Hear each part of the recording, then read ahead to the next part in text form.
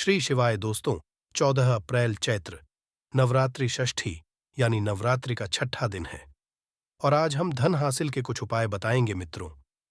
पुराणों में बहुत अच्छे से बताया गया है कि संसार में हर एक मानव को स्नान करने के बाद भगवान सूर्य देव को जरूर जल चढ़ाना चाहिए। तांबे के लोटे से जल चढ़ाना बहुत ही अच्छा समझा जाता है। जल के अक्षत एवं फूल मिश्रित कर भगवान सूर्यदेव को जल चढ़ाने से भगवान सूर्यदेव बहुत ही जल्दी प्रसन्न होते हैं। जल को चढ़ाते समय देव के मंत्र का जाप भी करना चाहिए। दोस्तों, अगर हम सूर्यदेव को जल देते समय कुछ विशेष बातों का ध्यान रखें तो हमारे जीवन की बहुत सारी परेशानियों से हमें स्वतः ही छुटकारा मिल जाता है। सूर्यदेव को जल अर्पित करना बहुत आवश्यक है। मतलब, जब हम प्रातःकाल उठते हैं सबसे पहले सूर्यदेव का दर्शन करना चाहिए। आप बिना स्नान किए भी मात्र सूर्यदेव का दर्शन करें। जहां से भी आपके घर के पास से सूर्य दिखाई दे रहे तो आप बालकनी से या छत से जाकर सूर्यदेव को देखें, उन्हें प्रणाम करें। उगते हुए सूर्य के दर्शन करने से, उनको प्रणाम करने से, नमस्कार करने से आपके जीवन की बहुत सारी परेशानियों से आपको मुक्ति मिल जाती है और आपको जल जरूर अर्पित करना चाहिए। परंतु जल अर्पित करने से पहले स्नान करना आवश्यक है। जल कैसे अर्पित करना चाहिए जिससे कि आपके जीवन की तमाम तरह की परेशानियों से आपको मुक्ति मिल जाए। अगर आपके विवाह में कोई बाधा आ रही है, मनचाहा विवाह चाहते हैं, चाहे जीवन साथी चाहते हैं, कर्ज में गिरे हुए हों, धन का अभाव है, व्यापार आपका नहीं चल रहा है या फिर आपकी संतान हासिली में बाधा है, किसी भी तरह की आपकी कोई परेशानी है, अगर आप सूर्यदेव को जल अर्पित करते समय कुछ विशेष बातों का ध्यान रखें तो बहुत ही जल्द आपकी परेशानी से आपको छुटकारा मिलता है। सूर्यदेव को जल अर्पित करने से सरकारी नौकरी में आ रही बाधाएं दूर होती हैं। हमारा सूर्य जब मजबूत होता है तो हमारे को समाज में मान प्रतिष्ठा की हासिली होती है, सम्मान की बनती होती है, आत्मविश्वास बढ़ता है, मन मजबूत होता है, जिससे कि हम जीवन के हर क्षेत्र में सफलता हासिल करते हैं। किसी भी तरह का डर हमारे मन में नहीं रहता है। आत्मविश्वास से हमारा मन जो है भरा रहता है। सूर्यदेव को जल अर्पित करना बहुत ही आवश्यक है। मतलब, हर रोज आप स्नान के बाद जल तो जरूर अर्पित कीजिए। किस तरह से आप जल अर्पित करें जिससे कि आपके जीवन की समस्त परेशानियां दूर हो, ये सभी बातें मैं आज आपसे इस वीडियो में शेयर करने वाली हूं। और अगर आपको वीडियो अच्छी, पूरी वीडियो जरूर देख लीजिए। पूरी वीडियो देखने के बाद अगर आपको आज की वीडियो अच्छी लगे तो इसे लाइक कर दीजिए और ज़्यादा से ज़्यादा इस वीडियो को अपने फैमिली फ्रेंड्स के साथ शेयर कीजिए। चैनल पर पहली बार आए हैं तो चैनल को सब्सक्राइब ज़रूर कर लीजिए, बेल बटन को प्रेस कर लीजिए। इससे ये होगा कि इस तरह की सभी वीडियोस की नोटिफिकेशन आपको सबसे पहले मिलेगी। अब बात करते हैं कि सूर्यदेव को जल अर्पित करते समय हमें किन बातों का विशेष रूप से ध्यान रखना चाहिए, जो कि भविष्य पुराण के अनुसार सूर्य को अर्घ्य देते समय कुछ खास का ध्यान रखना चाहिए। तो कौन सी है वो बातें जिससे कि ध्यान अगर हम रखेंगे तो सूर्य की कृपा हमें बहुत ही जल्द मिल जाती है। सबसे पहले, अगर आपको सूर्य देव को जल देना है, जो कि देना ही है आपको, तो प्रातःकाल जल्दी उठना चाहिए। जल्दी मतलब सूर्योदय से पहले उठ जाए। सूर्य के निकलने से पहले हमें उठ जाना चाहिए। और सूर्य के निकलने के बाद अगर हम उठते हैं, सूर्योदय के बाद अगर हम उठते हैं तो हमारा सूर्य वैसे भी खराब हो जाता है और आपको अशुभ फल देने लग जाता है। तो इसलिए सूर्योदय से पहले उठें, उठकर स्नान इत्यादि कर लें। उसके बाद आपको सूर्यदेव को जल देना है। साफ स्वच्छ वस्त्र धारण करके सूर्यदेव जहां से भी आपको दिखाई दे, अपने घर में, छत से, बालकनी से आपको जल देना चाहिए। अच्छा, अगर सूर्यदेव ना दिखाई दे, आप किसी ऐसी जगह रहते हैं जहां से सूर्य नहीं दिखाई देते हैं, तो ऐसे में आप अपने घर में जिस भी कमरे में हैं, अगर आप कमरे में भी हैं, वहां पर भी सूर्यदेव को स्मरण करते हुए किसी भी पात्र में जल दे सकते हैं। ये नहीं है कि सूर्यदेव दिखाई नहीं दे रहे हैं तो आप जल नहीं दें। आप बिल्कुल अपने कमरे में बैठकर ही सूर्यदेव की आराधना करें, उनको स्मरण करें, उनके मंत्र का जाप करें, आदित्य हृदय स्तोत्र का पाठ करें और सूर्यदेव को जल भी आप अपने कमरे में ही किसी भी पात्र में दे सकते हैं। और उसके बाद उस पात्र का जल उठाकर आप किसी गमले में डाल दीजिए। तुलसी के गमले में नहीं डालना है, इस बात का आपको ध्यान रखना है। और उसके बाद आपको स्नानित, अगर आपको सूर्यदेव दिखाई दे रहे हैं घर से, तब तो अत्यंत श्रेष्ठ है। आप अपनी छत पर या बालकनी से सूर्यदेव को देखते हुए जल अर्पित करें। तो इसके लिए आपको चाहिए का एक पात्र तांबे के लोटे से सूर्यदेव को जल अर्पित करना चाहिए और आप उसमें शुद्ध जल भरे।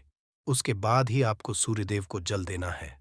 सांप स्वच्छ जल भरकर और दोनों हाथों से आपको पात्र पकड़ना है। दोनों हाथों से जब आप पात्र पकड़े तो इस बात का ध्यान रखें कि आपके अंगूठे का स्पर्श उस पात्र से नहीं होना चाहिए और आप तभी भगवान सूर्यदेव को जल अर्पित करें। सूर्य को जब जल दे रहे हैं तब आपको ये भी ध्यान रखना है कि जब वो धार गिरती है तो वो आपके पैरों पे उसके छींटे ना पड़े। तो इसके लिए आप क्या करें, अपने सामने या तो एक पात्र रखकर आप जल दीजिए, कोई गमला रख लीजिए या कोई साफ पात्र रख लीजिए जिसमें आपको सूर्यदेव को देखते हुए स्मरण करते हुए जल देना है। इस तरह से आप सूर्यदेव को जल दें। और जब आप सूर्यदेव को जल देते हैं तो मंत्र जरूर बोलना है। आपको ओम सूर्याय नमः, ओम भास्कराय नमः या ओम ब्रह्म स्वरूपिणे श्री सूर्य नारायण श्री ओम ब्रह्म स्वरूप श्री सूर्य नारायणाय नमः, इस मंत्र के सूर्यदेव को जल दे सकते हैं। गायत्री मंत्र के द्वारा भी आप सूर्यदेव को जल दे सकते हैं। तो मंत्र का उच्चारण करते हुए, जिस भी मंत्र का आप उच्चारण कर पाते हैं उसका उच्चारण करते हुए भगवान सूर्यदेव को जल देना चाहिए। पूर्व दिशा की तरफ आपका मुख होना चाहिए। जब आप सूर्यदेव को जल देते हैं और थोड़ा सा झुककर ही सुबह के समय जल दिया जाता है, तो इसी तरह से आपको जल देना है। और आपको ध्यान रखना है कि जब आप सूर्य को जल देते हैं तो जो धार गिरती है, पानी की जो आप जल अर्पित कर रहे हैं, तो जल की धार गिर रही है, उसके बीच से जो सूर्य की किरणें आती हैं उसको देखिए और उसे देखते हुए आपको जल देना चाहिए। जल देने के बाद आपको परिक्रमा जरूर करनी चाहिए। जब भी आप सूर्यदेव को जल अर्पित करते हैं उसके बाद आपको परिक्रमा करनी है। आप चाहे तो एक परिक्रमा कर सकते हैं, चाहे तो 3 परिक्रमा कर सकते हैं। भगवान सूर्य के मंत्रों का स्मरण करते हुए जिस जगह पर खड़े हैं, आप उसी जगह पर आपको 1 बार या 3 बार प्रदक्षिणा करनी है, परिक्रमा करनी है। ऐसा कहता है भविष्य पुराण। सूर्यदेव का ध्यान करते हुए अगर परिक्रमा की जाए, अर्घ्य देने के बाद तो समस्त तरह की परेशानियां दूर हो जाती हैं और सभी तरह की इच्छाएं भगवान सूर्यदेव उस व्यक्ति की पूर्ण करते हैं जो सूर्यदेव को जल अर्पित करने के बाद परिक्रमा करता है। तो इस तरह से आपको ध्यान रखना है। जल देते समय बहुत ही सावधानी से आपको सूर्यदेव को जल देना चाहिए और आपको ध्यान रखना है कि आप सुबह सूर्योदय से पहले उठ जाएं और स्नान करने के बाद उगते हुए सूर्य को जल दें तो श्रेष्ठ रहेगा। और जब आप जल चढ़ा रहे हो, पैरों में जूते चप्पल नहीं होने चाहिए, परंतु आप चाहे तो अपने पैरों के नीचे एक आसन रख सकते हैं जिससे कि आपका सीधा स्पर्श, सीधा संपर्क धरती से ना हो। अगर आप रखना चाहे तो रख सकते हैं, वैसे अगर ना भी रखें तो ऐसी कोई बात नहीं है, परंतु अगर आपके पैरों के नीचे आसन होगा तो ज्यादा अच्छा होगा। परंतु आप नंगे पैर रहें, चप्पल या जूते नहीं पहनने हैं। चप्पल जूते पहनकर जल नहीं देना है। जल चढ़ाते वक्त आपको ध्यान रखना है कि वो पानी जो उसका स्पर्श आपके पैरों में ना हो। और जब आप जल चढ़ा लेते हैं तो उस जल का स्पर्श, मतलब जो जल आपने चढ़ाया है नीचे धरती पर है, वहां से आपको अपनी 2 उंगलियों से जल लेना है और अपने मस्तक पर, अपने हृदय पर लगाना है। इस तरह से आपको सूर्य देव को जल अर्पित करना है। अब बात करते हैं कि अगर आप धन हासिली की कामना रखते हैं तो किस तरह से सूर्यदेव को जल अर्पित करना चाहिए। देखिए, अगर आपकी धन हासिली की कामना है, कर्ज से मुक्ति चाहते हैं, व्यापार में आपकी तरक्की नहीं हो रही है, लगातार घाटा होता ही जा रहा है, मतलब आप बहुत अधिक आर्थिक तंगी से परेशान हैं, तो आपको चाहिए कि आप एक तांबे का पात्र लें, गेंदे का पुष्प उसमें डालें और रोली लेनी है आपको, कुमकुम या रोली, उसमें फिर थोड़ा सा अक्षत डाल लीजिए और उसके बाद भगवान सूर्य देव को देखते हुए, उगते हुए सूर्य को प्रातःकाल देखते हुए अर्घ्य देना है। ओम सूर्याय नमः, ओम सूर्याय नमः, ओम भास्कराय नमः, इस तरह से मंत्र जप करते हुए आप सूर्यदेव को अर्घ्य दें। इस मंत्र का, जिस भी मंत्र से आप जल, इस मंत्र का यथासंभव आप जप करें। जितना अधिक आप जप करेंगे, सूर्यदेव की कृपा आपको उतनी अधिक हासिल होगी और सूर्य मजबूत होंगे तो आपको धन लाभ भी होगा, कर्ज से भी मुक्ति मिलेगी, और व्यापार में अगर कोई परेशानी है तो उससे भी आपको मुक्ति मिलती है। दोस्तों, ये कर्ज से मुक्ति का धन लाभ का सर्वश्रेष्ठ उपाय है, आपको जरूर करना चाहिए। अगर आपके विवाह में किसी तरह की बाधाएं आ रही हैं, मनचाहा जीवन साथी चाहते हैं, तो आपको चाहिए कि आप एक तांबे के पात्र जल लें और उसमें आपको कनेर का पुष्प डालना है। पीला कनेर का पुष्प ले सकते हैं आप, और आंवले का रस चाहिए, आंवले का रस ले लीजिए, और हल्दी का पाउडर। ये तीनों चीजें आप उस पात्र में डालें और इस जल को आप सूर्य देव को देखते हुए सूर्य के मंत्रों द्वारा ओम सूर्याय नमः, ओम भास्कराय नमः, इस मंत्र के द्वारा आपको जल देना है, और ये आपको हर रोज करना है। तो आप रविवार से शुरू कर दें। जल देना अगर आप पहले से नहीं दे रहे हैं तो रविवार से शुरू कर दें। और ये तीनों चीजें आपको जल और मन, चाहे जीवन साथी की कामना या फिर जल्द विवाह की कामना से, आपको सूर्यदेव को प्रणाम करके ये उपाय करना है। बहुत ही जल्द आपको सूर्यदेव की कृपा मिलती है और आपके विवाह में आ रही बाधाएं दूर होती है। अगला जो उपाय है, संतान की हासिली के लिए या दाम्पत्य जीवन को सुखमय बनाने के लिए कौन सा उपाय करना चाहिए, किस तरह से सूर्यदेव को जल देना चाहिए। अगर आपके संतान हासिली में बाधा आ रही है तो आपको चाहिए कि आप तांबे के पात्र में शुद्ध जल भरे, उसमें आपको थोड़ा सा रोली लेना है, अक्षत लेना है और लाल कनेर का पुष्प लेना है। लाल पुष्प डालकर आप भगवान सूर्यदेव को जल अर्पित कीजिए। लाल पुष्प, अक्षत और रोली, ये तीनों चीजें आपको जल में डालनी है। उसके बाद भगवान सूर्यदेव को जल अर्पित करना है। ओम सूर्याय नमः, ओम भास्कराय नमः।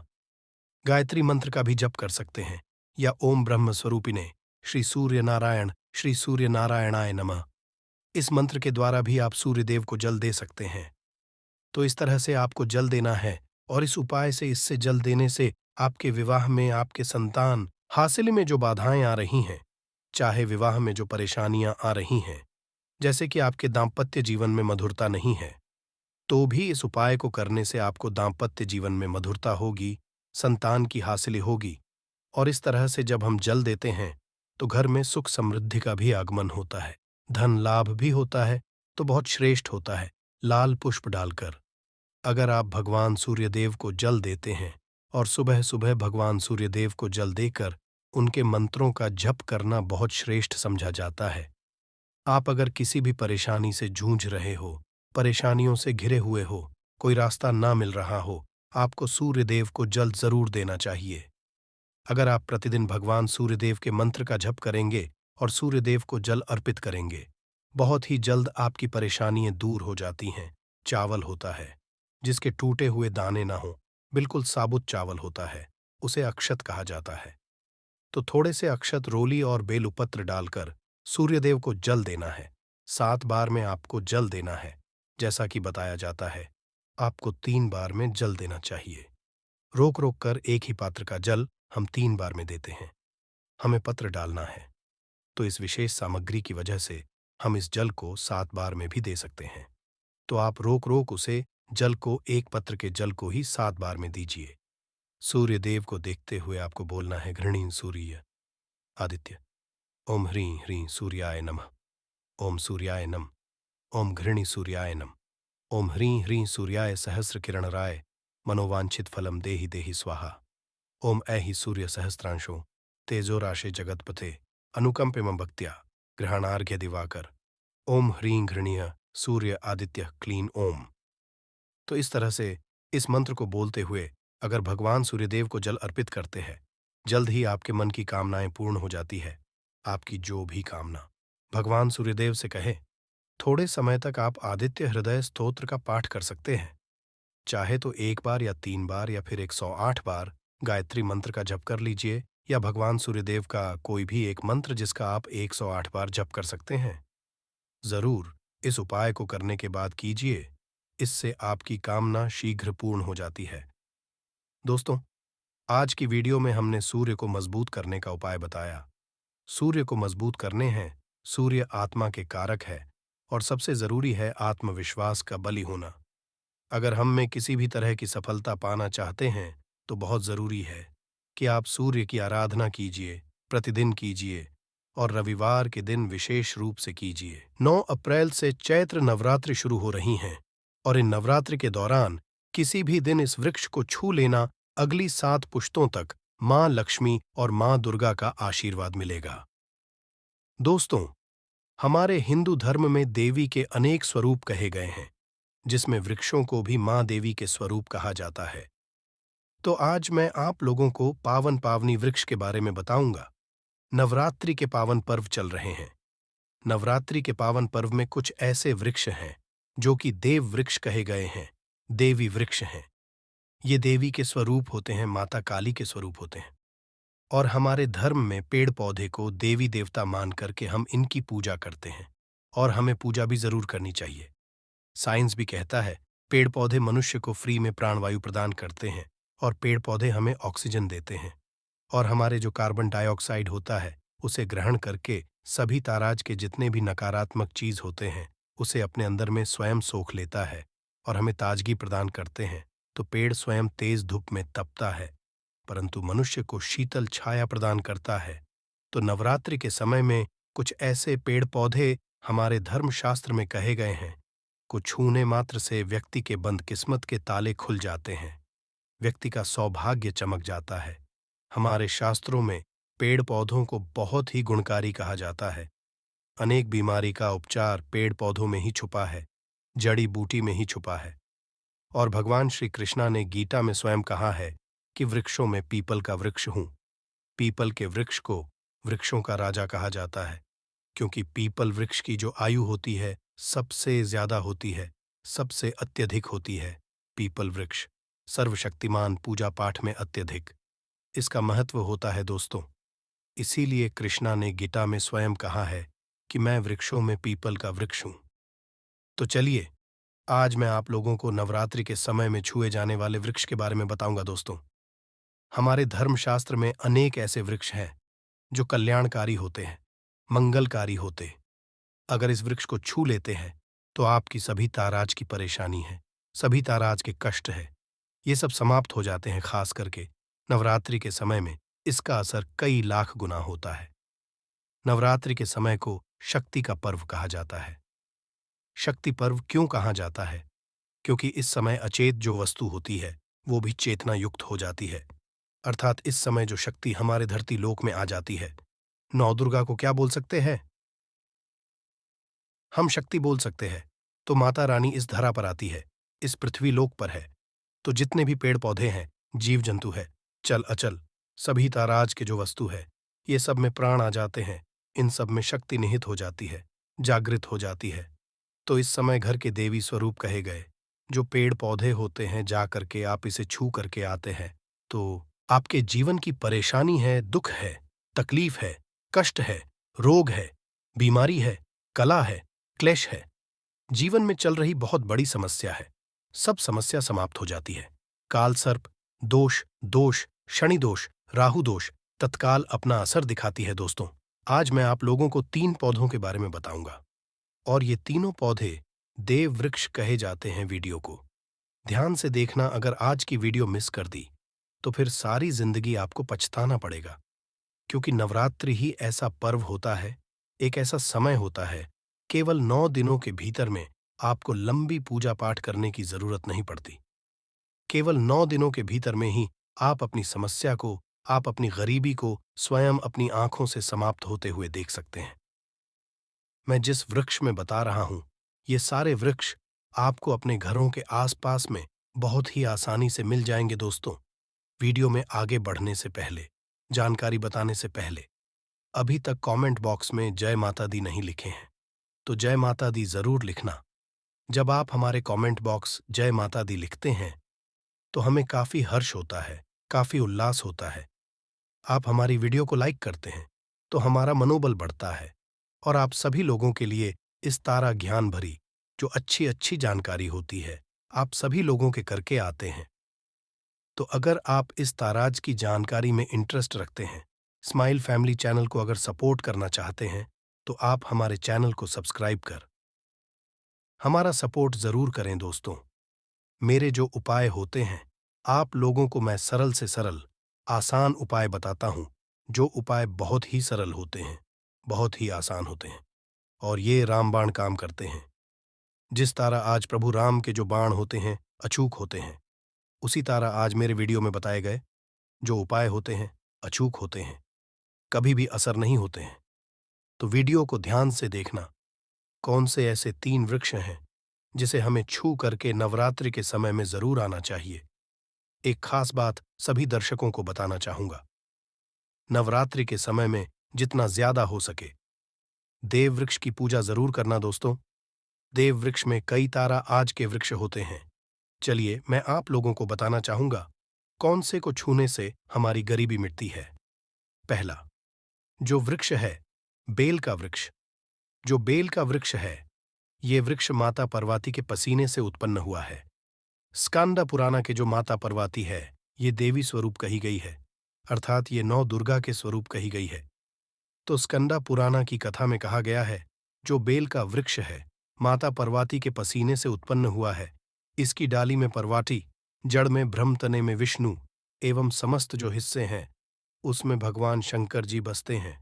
संध्या काल में शिव मंदिर के समीप या 9 दुर्गा मंदिर के समीप जो बेल के वृक्ष है इसके नीचे में घी का दीपक जलाने से व्यक्ति गुणवान एवं पराक्रमी बनता है। व्यक्ति के सभी के मनोरथ की पूर्ति होती है। हमारे धर्मशास्त्र ये भी कहते हैं नवरात्रि के समय में अगर कोई भी व्यक्ति, जी हां, नवरात्रि के समय में अगर कोई भी व्यक्ति बेल के वृक्ष को माता नवदुर्गा का ध्यान करते हुए 7 बार छू करके आ जाते हैं तो ऐसे व्यक्ति की तत्काल अगर उपवास व्रत रखा है, ध्यान से सुनिएगा, जो लोग उपवास व्रत रखे हैं ऐसे व्यक्ति की थकान सुस्ती तत्काल चली जाती है। ध्यान से सुनिए, जो व्यक्ति उपवास रखे है व्रत रखे है व्यक्ति को कि समय में जितना ज्यादा हो सके संध्या काल में बेल के वृक्ष को जरूर छूना चाहिए। केवल आप ज्यादा नहीं छू सकते तो 7 बार छू करके जरूर आ जाना और बेल वृक्ष के नीचे में घी का दीपक जरूर जला देना। दोस्तों, घी का दीपक जलाते हैं तो इसके क्या फायदे मिलते हैं ये भी इस वीडियो में बताऊंगा। मैं सारी जानकारी इस वीडियो में विस्तार से बता रहा हूं, इसलिए आज की वीडियो थोड़ी बड़ी बन सकती है। हो सकता है 15 मिनट की वीडियो बन जाए, परंतु अपना पूरा समय ना देना, क्योंकि जब हम उपवास व्रत रखते हैं तो हमारे शरीर में काफी थकान आ जाती है, हमारे शरीर में की कमी होने लगती है। हालांकि हमें अध्यात्म ऊर्जा हासिल होती है, परंतु हमारे शरीर में ऊर्जा की कमी होने लगती है। भोजन ना करने के कारण हमारे शरीर में ऊर्जा की कमी होती है और इस ऊर्जा को बरकरार रखने के लिए, इस ऊर्जा को हासिल करने के लिए हमें बेल वृक्ष को छूना चाहिए। दोस्तों, अनेक संत महात्माओं ने बेल वृक्ष के पत्ते को खा करके तपस्या की है एवं कई तारा सिद्धियां हासिल की है।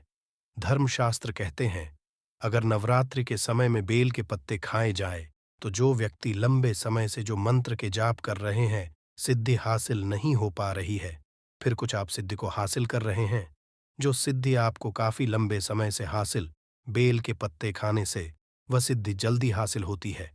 इसके नीचे घी का दीपक जलाने से हमें सिद्धि की हासिल होती है। सिद्धि का मतलब होता है कार्य में सफलता। तो जो लंबे समय से आपके कार्य नहीं हो पा रहे हैं उस कार्य में नवरात्रि के समय में जितने भी दिन हो सके आप जो जब भी आपको समय मिले तो शाम के समय में घी का दीपक जरूर जला देना। और अगर कोई भी व्यक्ति नवरात्रि के समय में, सुनिए, अगर कोई भी व्यक्ति नवरात्रि के अगर बेल वृक्ष की जड़ में दूध चढ़ाते हैं तो सभी ताराज के व्याधि दूर होती है। अगर सिंदूर युक्त गंगा जल चढ़ाते हैं तो व्यक्ति की गरीबी मिटती है। अगर तिल चढ़ाते हैं बेल वृक्ष के जड़ में तो सौभाग्य की हासिली होती है। और अगर बेल वृक्ष के तीनों पत्तों में दोस्तों त्रिदेवी कही गई हैं, जैसे कि महाकाली, महालक्ष्मी, महासरस्वती, तो अगर बेल के जो 3 पत्ते हैं महालक्ष्मी, महाकाली, महासरस्वती के स्वरूप कहे गए हैं, तो बेल के अगर तीनों पत्तों में एम, दूसरे पत्ते में हिरम हुए, तीसरे पत्ते में क्लीन, तो इस ताराज बेल के तीनों पत्ते में लिखकर कि अगर मां 9 दुर्गा को सिंदूर से लिख करके चढ़ाना होता है, सिंदूर से लिख करके चढ़ाया जाए तो तत्काल उसी समय मनोकामना की पूर्ति होती है, कार्य में सफलता मिलती है। कोई लंबे समय से आपकी मनोकामना हो, आप चाहते हैं वो मनोकामना पूर्ण हो जाए, तो ये उपाय जरूर करिएगा। दोस्तों, इसकी जड़ में ध्यान से सुनिए। नवरात्रि के समय में इसकी जड़ में अगर तांबे की कोई भी रिंग होती है, जिसे हम एक ताराज के तांबे की जो धातु है, ये मंगल से जुड़ी हुई है। तो अगर नवरात्रि के समय में इसकी जड़ में तांबे की जो रिंग होती है, अंगूठी होती है, अगर आप 4 अंगुलखन करके दबा करके आ जाते हैं, नवरात्रि भर इसे दबे रहने देना है। इसके बाद अगर पहन लेते हैं, तो वह जागृत हो जाती है। क्योंकि जो बेल के वृक्ष है, स्वयं जागृत कहे गए हैं और नवरात्रि के समय में इसकी जो आवरा होती है, इसकी जो ऊर्जा होती है, अत्यधिक बढ़ जाती है। फिर अगर आप इस ताराज की अंगूठी को पहनते हैं, तो कभी भी आपको रक्त संबंधी समस्या नहीं आती, शनि का दोष नहीं सताता, राहु की पीड़ा नहीं सताती और नौ दुर्गा की कृपा से सदैव आप सुरक्षित रहते हैं। ऐसे व्यक्ति की कभी भी अकाल मृत्यु नहीं होती। दोस्तों, मैं पौधे के बारे में जो बता रहा हूं, वो पौधा भी जान लीजिए। मैं जो दूसरे पौधे के बारे में बता रहा हूं, ये शमी का वृक्ष है। शमी के वृक्ष को जगदम्बा के स्वरूप कहा गया है। जो शमी के वृक्ष हैं, ये स्वयं जगदम्बा के स्वरूप हैं। इस पर स्वयं मां जगदम्बा स्वयं साक्षात विराजमान रहती हैं और कोई भी व्यक्ति अगर संध्या काल में नवरात्रि के समय में इसके नीचे में धूप दीप जलाता है, धुआं दिखता, तो उनकी सभी ताराज की परेशानी दूर होती है। धर्मशास्त्र कहते हैं, अगर कोई भी नवरात्रि के पूरे समय में हो सके, अगर आप एक दिन भी करना चाहते हैं, तो आप ये उपाय एक दिन भी कर सकते हैं। पंचमी या सप्तमी के दिन कर सकते हैं। तो हमारे धर्मशास्त्र में कहा गया है, अगर नवरात्रि के समय में लाल चूड़ी अगर कोई भी व्यक्ति मनोकामना बोलते हुए शनि के वृक्ष में बंधे, तो वह मनोकामना की पूर्ति होती है। लाल चूड़ी अगर कोई भी महिला जाकर के बांधती है, तो उन्हें सौभाग्य की हासिली होती है। उनके पति की भी अकाल मृत्यु नहीं होती। इसकी जड़ में सिंदूर डालने से व्यक्ति को आरोग्य की हासिली होती है। जो लोग लंबे समय से बीमार पड़े हैं, ऐसे व्यक्ति के जो घर में रहने वाले सदस्य हैं, वो लोग जो बीमार पड़े हैं, उनके शरीर से 7 बार सिंदूर को उतारा करके शमी की जड़ में डाल सकते हैं, तो उनके रोग जल्दी ठीक हो जाएंगे। जो लोग लंबे समय से बीमार पड़े हैं या फिर आप बीमारी से बचना चाहते हैं, निरोग रहना चाहते हैं, तो इसकी जड़ में सिंदूर जरूर डालें, मनोकामना पूर्ति करने के लिए। मैं एक मंत्र बता रहा हूं। इस मंत्र को हुए के वृक्ष को छूना है। इस मंत्र को बोलते हुए शनि के वृक्ष को छूना है। आप तत्काल नवरात्रि के समय में इसका रिजल्ट देखना। जैसे ही नवरात्रि समाप्त होगा, आपकी जो मनोकामना है, उसकी पूर्ति हो जाएगी। आपकी जो दरिद्रता है, वो दरिद्रता समाप्त हो जाएगी। तो मंत्र कौन सा है? तो आपको बोलना है, मम मनोरथ, पूरे मम दरिद्रा नाश से ये मंत्र आपको बोलना है। ये मंत्र बोलते हुए शनि के वृक्ष को छूना है। सभी ताराज के आपके मनोरथ की पूर्ति होगी। जो दरिद्रता है, दरिद्रता समाप्त हो जाएगी। छू मंत्र हो, ये आपको छूते हुए बोलना है। आप चाहते हो तो नवरात्रि के समय में मौली धागे भी शामी के वृक्ष पर बांध सकते हो। अधिकतर लोग मौली धागे बांधते हैं। मौली धागे बांधने से माता रानी आपसे बंध जाती है। दोस्तों, कहने का मतलब है कि माता रानी आजीवन आपका साथ देती है, आपके हर कदम में मार्गदर्शन करती है। इसकी जड़ की मिट्टी ला करके ध्यान से सुनिए। नवरात्रि के समय में अगर आप जो है 9 दुर्गा की कर पा रहे हैं, व्रत नहीं कर पा रहे हैं, किसी कारणवश, तो इसकी जड़ की मिट्टी ला करके नवरात्रि के समय में स्नान करने से व्यक्ति का भाग्य उदय हो जाता है। व्यक्ति का भाग्य चमक जाता है। व्यक्ति की जो फूटी किस्मत होती है, वो भी चमक जाती है। आप में से अधिकतर लोग बोलते हैं न कि गुरुजी, हमसे लक्ष्मी नाराज हो चुकी है, लक्ष्मी हमारे घर में आना ही बंद कर चुकी है। तो आप चाहते हैं कि लक्ष्मी की कृपा हासिल हो जाए, तो नित्य नवरात्रि के समय में इसकी मिट्टी को ला करके नवरात्रि के समय में स्नान करना शुरू कर दीजिए। नहाने वाले पानी करके स्नान करना शुरू कर दीजिए। आप दोष दूर हो जाएंगे। आपके शरीर से किसी भी तारा आज की पीड़ा है, नकारात्मक शक्ति आपके शरीर में प्रवेश कर गई है, वो भी समाप्त हो जाएगी। दोस्तों, तीसरे क्रम में मैं जिस वृक्ष के बारे में बता रहा हूं मित्रों, इस वृक्ष को देव वृक्ष भी कहा जाता है। जो तीसरा वृक्ष है, वो है परिजात का वृक्ष। परिजात का वृक्ष समुद्र मंथन से उत्पन्न हुआ था और ये देवराज इंद्रा के नंदन वन में स्थापित किया गया था। परिजात वृक्ष भगवान कृष्णा ने मानव जन कल्याण के लिए धरती लाए थे, जो पारिजात का वृक्ष है। इसे भी लक्ष्मी का स्वरूप कहा गया है, क्योंकि माता लक्ष्मी भी समुद्र से उत्पन्न हुई है और पारिजात के वृक्ष भी समुद्र से उत्पन्न हुआ। इस नाते ये माता लक्ष्मी की बहन कही जाती है। तो ऐसा समझा जाता है कि कोई भी मनुष्य, उनके शरीर में कितनी भी ज्यादा थकान हो, कितनी भी पीड़ा हो, जैसे कि नवरात्रि के अगर आप व्रत रख रहे हैं, व्रत के दौरान अगर आप शरीर में थकान है, पीड़ा है, तो पारिजात के वृक्ष को शाम के समय में छू करके जरूर आ जाना। आप चाहते हो तो नवरात्रि के किसी में आपको टाइम मिले, उस समय में इसके वृक्ष को छू सकते हैं। इसके वृक्ष को छूते ही तत्काल शरीर से पीड़ा है, जो थकान है, सुस्ती है, कमजोरी है, वह समाप्त हो जाती है। इस वृक्ष के नीचे में अगर नवरात्रि के समय में घी का दीपक जलाया जाए, चुटकी भर सिंदूर अगर इसकी जड़ में डाला जाए, तो सभी ताराज की मनोकामना की पूर्ति होती है। परंतु आपको जरूर करनी है कि हे परिजात वृक्ष, आप देवी स्वरूप कहीं जाती है। आप हमारी सभी ताराज की पीड़ा को दूर करें। ग्रह दोष है, लक्ष्मी दोष है, इसे आप समाप्त करें। लक्ष्मी स्वयं आपकी बहन है। माता लक्ष्मी का हमारे जीवन में प्रवेश कर जाए, इस तराज का आप हमें आशीर्वाद प्रदान करें। इस तराज से आप इनसे जो है मनोकामना बोल सकते हैं, मनोरथ बोल सकते हैं। ये लक्ष्मी की बहन कही गई है, क्योंकि समुद्र मंथन से ये उत्पन्न हुआ है। तो अगर आप भी जल्द धनवान बनना चाहते हैं, आपके जीवन में कोई है, कोई कामना अधूरी रह गई है, तो हमने 3 वृक्ष के बारे में बताया है।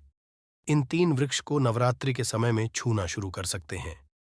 और अगर कोई व्यक्ति ये तीनों वृक्ष को छू लेते हैं, ध्यान से सुनिए, अगर तीनों वृक्ष को छू लेते हैं, तो ऐसे व्यक्ति के कार्य सफल होने से, ऐसे व्यक्ति की मनोकामना पूर्ण होने से दुनिया की कोई भी शक्ति नहीं रोक पाएगी। मनोकामना पूर्ति करने के लिए, कार्य में प्रगति हासिल करने के लिए, अपनी किस्मत को चमका, सोए हुए भाग्य को जागृत करने के लिए नवरात्रि में ये उपाय जरूर करिएगा। दोस्तों, ये उपाय सोने पे सुहागा होगा। ये आपकी जिंदगी को संवार देंगे, आपकी जिंदगी में चल रही परेशानी को दूर कर देंगे। तो ये